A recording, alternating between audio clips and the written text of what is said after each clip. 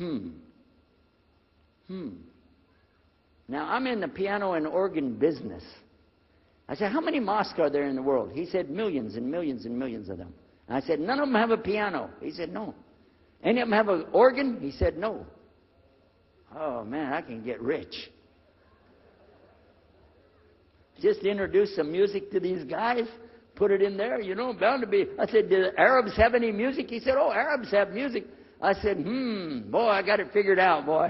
I can see my next $1 million coming right straight up at me,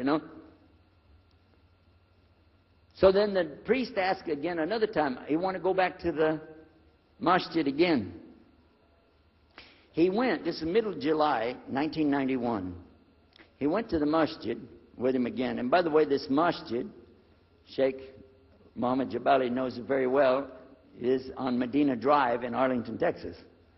And that's where they were going to, because we were living in Midlothian, just south of Oak Cliff and south of Dallas. So they didn't come back. All night we're waiting. What happened? Very late they came back. And when he came in, I looked. There's Muhammad. I recognized him. Who's the guy with him, though? He's wearing a white jalabiyah, white dress like this. He has a white pillbox cap on his head. And I looked at him and I said, Pete.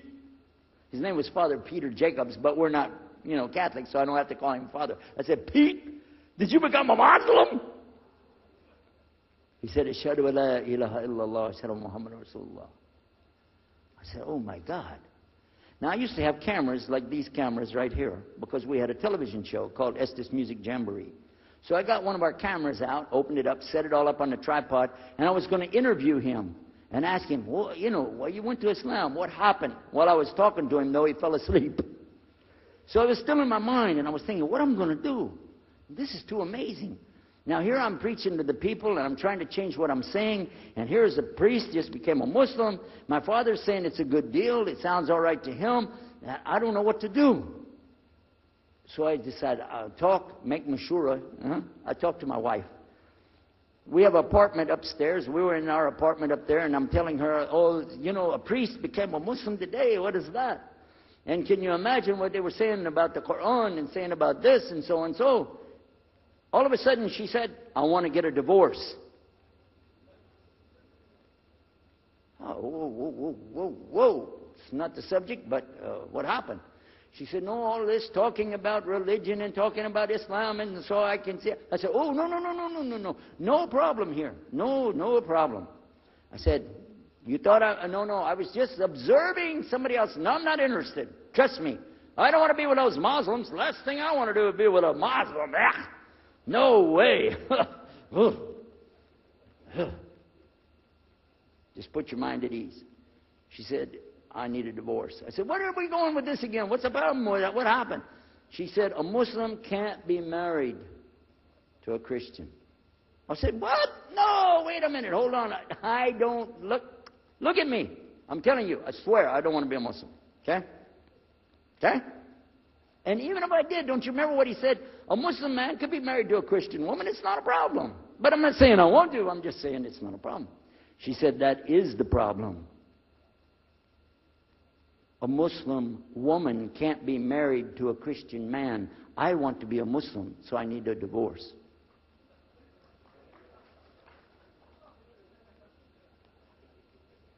I'll never forget, I was sitting right on the edge of the bed, just sitting there, and I almost fell over. I said, at last, I can tell the truth. I can say it. I didn't realize that she liked the idea. I was afraid. I said, okay, the good news is, I too want to be a Muslim. You know what she said? I don't believe you. I said, no, really. I was just saying that because, but for sure, just so you know, I want to be a Muslim. I've been thinking about it. I want to be a Muslim. We're both going to be Muslim. Alhamdulillah, it's going to be great. Right? You know what she said? I don't believe you because you're either lying right now or you were lying 5 minutes ago when you said you didn't want to be a Muslim. And either way, I don't want to be married to a liar. So get out.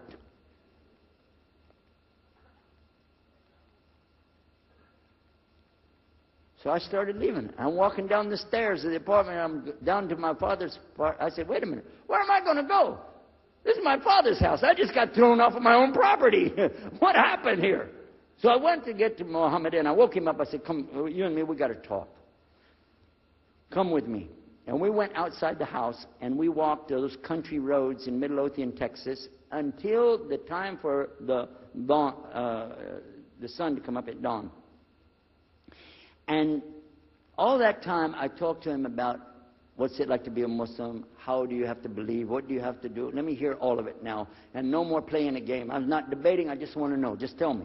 Just tell me what's Islam. I need to know what I need to do. And he told me everything, and I realized this is it. I got to make a decision. This is a big deal, though. And he told me, okay, this is up to you. You have to go make a choice for yourself. I can't help you. I said, oh, my God. So when he was praying Fajr, I decided, I've been watching this man praying this direction with his head on the ground. It's so beautiful to see a man humble himself, put his head on the ground to the Rabbil Alameen. I said, oh, my God, let me try that. So I sneaked off somewhere where nobody could see me. Illallah. And then I found a place, a board there, you know, and I bowed down on the ground, and I put my head down on the ground on that board there. And by the way, I'm pretty good at speaking, especially in prayers. I used to make so long a prayer, they wouldn't let me say the prayer at Thanksgiving because the food would be cold. Okay? So, but I put my head on the ground, and only these words came, no more words, just this. Oh God, guide me. That's it. And I was thinking, well, I got to say more than that. Nothing. Oh God, if you're there, guide me. That's it. After a while, I sat up and I looked around. There wasn't any fancy rainbow. It wasn't birds flying around. There was no big signs from above. There was no music, angels, harps, nothing like this. It was just a cloudy day in Texas. But inside, I could realize I had to make some changes. To me, that's what I need to do. There's the problem. It's inside of me. Within a few minutes, it became clear what I needed to do, and I had to develop an idea of how to pull this off. I talked to my wife. I talked to my father. I made a bath, and at 10 o'clock that morning in Midlothian, Texas, I went in front of this man named Muhammad and this new man named Yahya, who used to be the priest, and I said, Ashhadu an la ilaha illallah wa ashhadu anna Muhammad Rasulullah. Immediately after that, my wife did her shahada. Ashhadu an la ilaha illallah, ashhadu anna Muhammad Rasulullah. A few months later, my father did his shahada. Ashhadu an la ilaha illallah, ashhadu anna Muhammad Rasulullah. Step by step by step, we saw so many people enter into Islam. We wanted to tell the whole world what is Islam. We wanted everybody to know the real Islam. I said, how could this escape our knowledge? How could we not know about this great and wonderful thing called Islam? And it looks like all we got to do is just tell the people. I went to the imam of the masjid there, and I told him, let's tell the people. Then I found out something else about us as Muslims. And that's why we've got this convention here right now. This is why we have the exhibition. So you're going to use this week to learn how you can become, inshallah, the best Muslim you can be, and how you can show the real Islam to the people that are not Muslim. This is your duty. This is your duty. This is your language. This is your people. Just as it's my duty to give the message to my people and my language. And so the same way, it's your duty to give the message to your people. Allah will not ask you if they made shahada, but He will ask you if you delivered the message. Alhamdulillah, today, I can tell you with no doubt in my mind, we have seen thousands of people give shahada. Several hundred at a time. And I don't do it through debates. But I don't need to debate any Christian. I was a Christian. I am a Muslim. If you want, I can give you both sides. Easy. Okay? I'll play both parts. I'll be the Christian and tell you this, and then I'll be the Muslim and give the answer.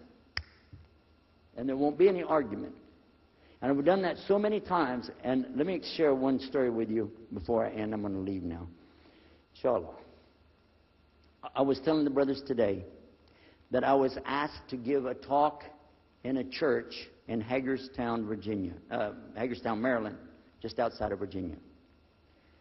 This was in 1999, and I went there and I gave a talk in the church on Sunday. Because I know how to address the people. How many years was I a Christian? 50 years? I know what they want to hear. Get them ready, and they said, "Oh, wow, this is normal preaching." But then when I came to the part, La ilaha illallah, I stayed on La ilaha illallah until they said, "Yes, that makes sense, it makes sense." There was one old lady that she was saying yes. Afterwards she said, "Yes, but I just don't want to do it the way you're telling me."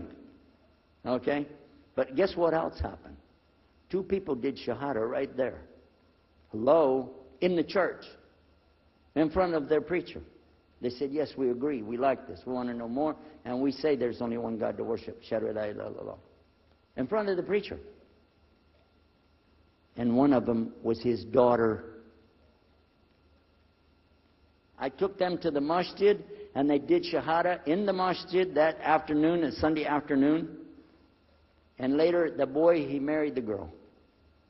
They're Muslims living there now. Now, let me ask you a question. If I would debate and argue with this preacher and made him look stupid, would he ever bring me back again? No.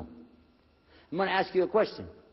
If you were at a place and you saw somebody change their religion to another religion in the temple of that religion, and the father was the priest there, what would you think?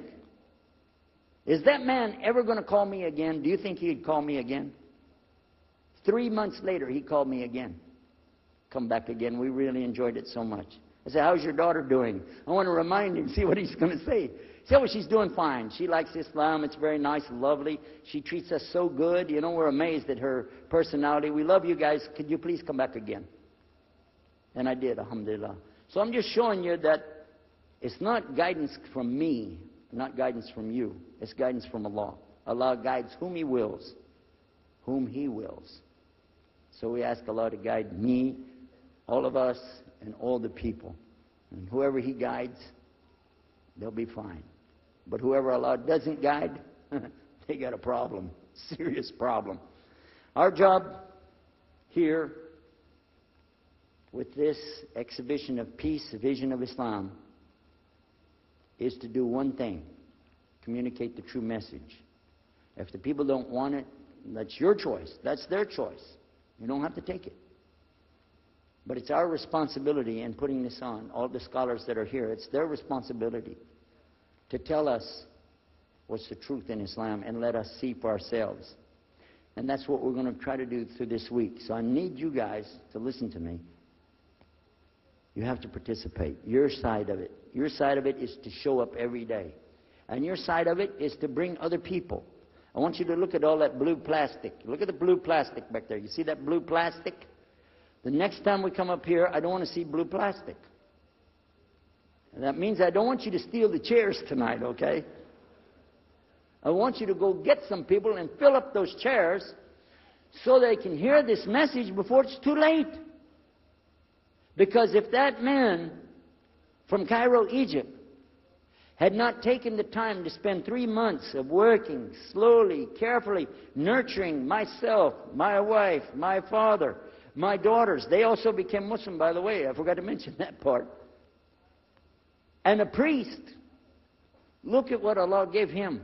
And from all the people that we gave Shahada, this man in Egypt is taking the reward for that, even now.